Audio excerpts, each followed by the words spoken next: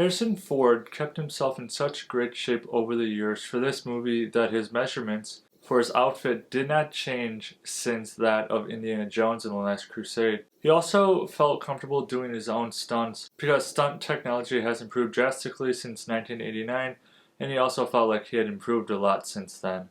So this Indiana Jones movie is the Indiana Jones movie that a lot of fans deem to be the worst one made. But for me personally, I actually always found this movie to still be a fun Indiana Jones movie. It has a lot of flaws in it. It has a lot of problems in it that I'll discuss at the end. But I do want to talk about the stuff I do like about this movie. Number one, I like that the bad guys in this movie are not Nazis because I'm tired of Nazis being the bad guys. We got Russians this time, and it's taking place in the 1950s during the Cold War, so it makes sense that the Russians would be the bad guys in this.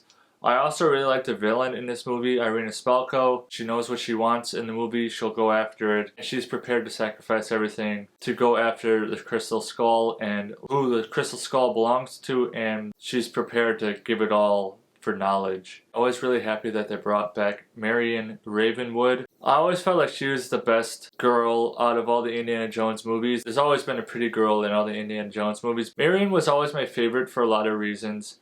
The main reason being that she and Indy always had the best chemistry on screen.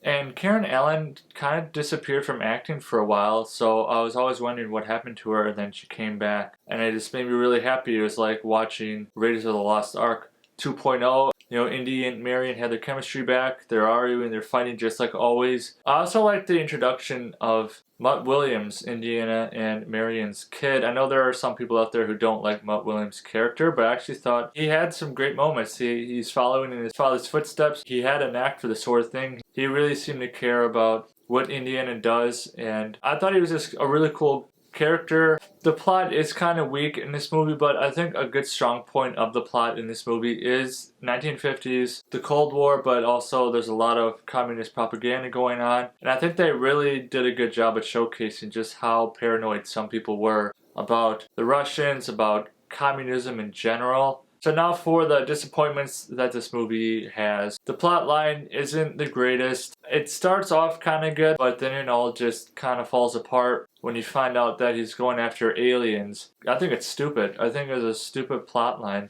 I don't know what Steven Spielberg was thinking introducing aliens in this. Like, he could have done so many other ancient relics, and he chooses to go the aliens route, which I always feel like that's always like a lazy go-to if you're desperate for a plot point. Also, there is a term that a lot of fans use to describe this movie. It's called nuking the fridge. It's a lot like the phrase jumping the shark. Nuking the fridge in this case is when Indiana climbs into the refrigerator at the beginning of the movie, the nuclear bomb goes off and he gets blasted all the way into the desert. He walks out completely fine. I do agree with the fans out there that the nuking the fridge is definitely a real thing and it's a little ridiculous. But I will say, I still think this is a fun movie. So for Indiana Jones and the Kingdom of the Crystal Skull, I'm going to give it a 6.5 out of 10 Mudflaps. And remember, leave me a thumbs up and drop in the comments below, what did you think of the Kingdom of the Crystal Skull? Did you like it or not? And why? See you next time.